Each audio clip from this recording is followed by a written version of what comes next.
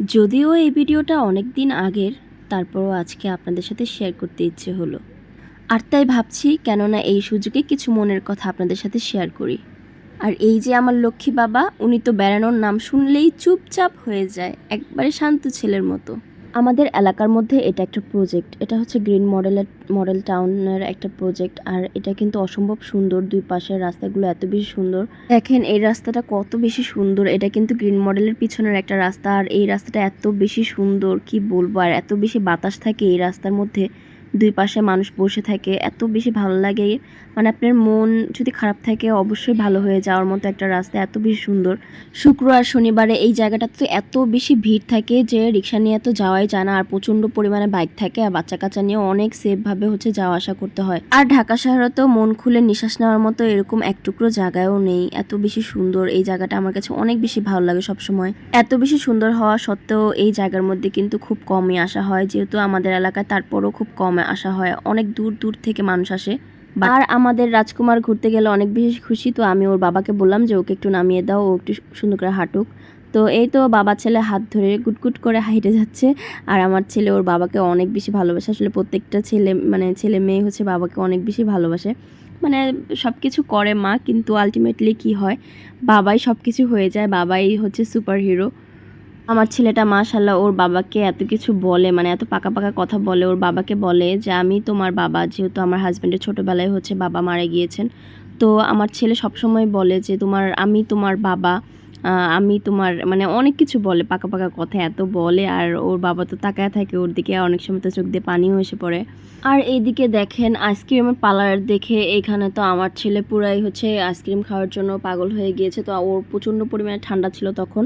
তো আমি বারবার বলছিলাম বাবা তুমি এটা খেতে পারবে না। তো আমার লক্ষ্মী বাবাটা শুনেছে আমার কথা আর বলছে ঠিক আছে আম্মু তুমি খাও। আর এই দেখেন এটা কি, এটা এত বেশি ভয়ঙ্কর, সবসময় আমার এত বেশি ভয় লাগে। মানে কেউ যদি আমাকে 1,00,000 টাকাও দেয় যে তুমি এটার মধ্যে ওঠো, তারপরও আমি এটাতে উঠবো না। আমার এটা এত বেশি ভয় লাগে। আমার একটা স্মৃতির একটা বলি আপনাদের সাথে শেয়ার করি। একদিন আমরা যখন শিশু পার্ক ছিল, তখন আমরা শিশু পার্কে যাওয়ার পরে এটাতে উঠেছিলাম। ওঠার পর মানে তখন তো বুঝি নাই, মানে না বুঝেই উঠেছিলাম। তখন ওঠার পরে অবস্থা এত বেশি খারাপ হয়েছে, আমি একটা সেকেন্ডও আর শিশু পার্কের মধ্যে আর ঘুরতে পারি নাই, সাথে সাথে রিক্সা করে বাসায় চলে আসছিলাম। আর এদিকে ঘুরতে ঘুরতে জাম্পিং দেখলো। আমার ছেলে জাম্পিংয়ের এটা অনেক বেশি পছন্দ করে। ও যখন বগুড়াতে বেড়াতে গিয়েছিল তখন ও জাম্পিংয়ে উঠেছিল, তখন একটু ছোট ছিল, বাট ওর জাম্পিংটা অনেক বেশি পছন্দ। তো আমি এখানে ওর বাবা তো দিতে চাচ্ছিল না জাম্পিংয়ের, কারণ যদি ও ব্যথা পায়, কোথাও বাড়ি টাড়ি লাগে, ছোটো মানুষ যেহেতু, ও তো ব্যালেন্সটা ঠিকমতো করতে পারে না, অনেক ছোট। তো ওর বাবা বারবার বলতেছিল যে বাবা তুমি ব্যথা পাবে ব্যথা পাবে এরকম বলতেছিল। বাট আমার ছেলেকে কার কথা শুনে, আমার ছেলে তো খুবই এক্সাইটেড। ও এটাতে খুবই মানে লাগতেছিল। আর ওই পাশে একটা ভূতের ছবি এলা একটা আছে, ওইটা দেখে আমার ছেলে আমাকে বলছে আম্মু ভূত ভূত। আমি বলতেছি বাবা ওটা ভূত না। তো আমার ছেলে বলতেছে তাহলে কি আম্মু, ওটা কি মানুষ? আমার ছেলে আমাকে কোশ্চেন করতেছে। আর এর মধ্যে কয়েকটা বাচ্চা কাচ্চা এসে পড়লো, একটু বড় বড় বাচ্চা কাচ্চা ছিল। তো ওর বাবা তো আরও বেশি ভয় পাচ্ছিল, কারণ জাম্পিংয়ের এটা খুবই এরকম বাউন্স খায়। তো এর কারণে যদি ছেলে ব্যথা পায়, ফার্স্ট বেবি মনে হয় এরকমই থাকে যে ও যদি হাসে তাহলে আমরাও হাসি, আর ও যদি কান্না করে তাহলে আমাদেরও কান্না চলে আসে। আসলে প্রথম বাচ্চা কাচ্চা খেলনার মতো, জীবন্ত খেলনা যেটাকে বলে। মানে ওর খুশিতেই সব কিছু এরকম, মানে ওর দিকে তাকালে মনে হয় সব কষ্ট দুঃখ সব কিছুই থাকে না, সব কিছু হাসি হয়ে যায়। ও মা বাবার হাজার কষ্ট হলেও সন্তানের মুখে হাসি ফোটানোর জন্য কত কিছুই না করে, কত কষ্টই না সহ্য করে। আর তখন উপলব্ধি করি আমাদের বাবা মাও আমার জন্য কত কিছু করেছেন, কত কষ্টই না দিয়েছি তাদেরকে। তো এখানে এত খেলাধুলা করার পর আমার ছেলে তো পুরাই হাঁপায়ে উঠছে। আর ও অনেক ছোট ছিল, আর সবাই বড় ছিল। তো ও কোনোভাবে দাঁড়াতে পারছিল না, ও শুধু পড়ে যাচ্ছিল। তো ওর বাবা ভয় পাচ্ছিল যে নাকে মুখে যদি ব্যথা পায়। আর এদিকে দেখেন আমি কোলে নিয়ে কোন দিকে যাব জায়গা খুঁজে পাচ্ছিলাম, প্রত্যেকটা সাইডে অনেক বেশি ভিড় ছিল। তো আমি ওকে জিজ্ঞেস করছিলাম এটাতে উঠবে নাকি, তো ও এটাতে উঠতে চায়নি, কারণ ও এমনি একটু ভয় পাচ্ছিল, এটা অনেক বড় ছিল, উঁচু ছিল। দেন তার শখের জিনিসগুলো পাওয়ার জন্য মানে বায়না করছিল। এই তো সে গাড়ি নেবে। তো আমি বলছিলাম বাবা এই গাড়িটা তোমার বাসায় আছে, আর ওর বাবাও বলছিল যে আমার ছেলে যেটা নিতে চায় ওইটাই নেবে।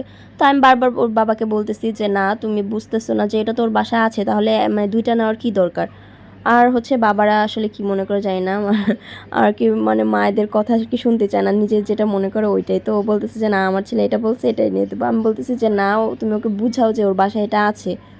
ও ফাইনালি সব কিছু বাদ দিয়ে ও হচ্ছে একটা বাউন্সিং লাইটিং টাইপের কিছু একটা কিনে, আর তারপর হচ্ছে একটা গাড়ি কিনে, তারপর হচ্ছে রান্নাবাটির সেট কিনে। আসলে রান্নাবাটির সেটটাও কিন্তু চায় নাই, আমি জোর করে নিছি। আসলে ছোটোবেলায় খেলতাম, ওইটাই আমার কাছে মানে মনে পড়ে গিয়েছিল। তো আমি বলতেছি ওর বাবাকে যে না ও রান্নাবাটির সেটই নিতে চাচ্ছে, তো জোর করে না নিয়ে দেওয়া। এদিকে সন্ধ্যাও প্রায় হয়ে গিয়েছিল, তো অন্ধকার হয়ে যাচ্ছিল, তো ওই রোডটা অনেক নিরিবিলি হয়ে যায়। তো তার জন্য ও বাবাকে বলছে যে এখন চলো অনেক ঘোরাঘুরি হয়েছে, এখন বাসায় চলে যাই। আর আমাদের এই মেলাটা কিন্তু অনেক বেশি সুন্দর, এটা প্রত্যেক দিনই বসে। এই এলাকায় যদি কখনো আসেন নিশ্চয়ই এখানে ঘুরে আসবেন, অনেক বেশি ভালো লাগবে। আর এই তো আজকের আমাদের ভিডিও এই পর্যন্তই। আশা করি সবাই অনেক অনেক ভালোবাসা দিবেন, সবসময় সাপোর্ট করবেন। আর আপনাদের সাপোর্ট পেলেই কিন্তু আরও সুন্দর সুন্দর ভিডিও আপনাদের উপহার দিতে পারবো। আর সবসময় হচ্ছে আমার বাবার জন্য দোয়া করবেন বেশি বেশি করে, এই যে আমার লক্ষ্মী বাবাটা। আর এই তো আজকের ভিডিও এই পর্যন্তই। আল্লাহ হাফেজ, ভালো থাকবেন সবাই।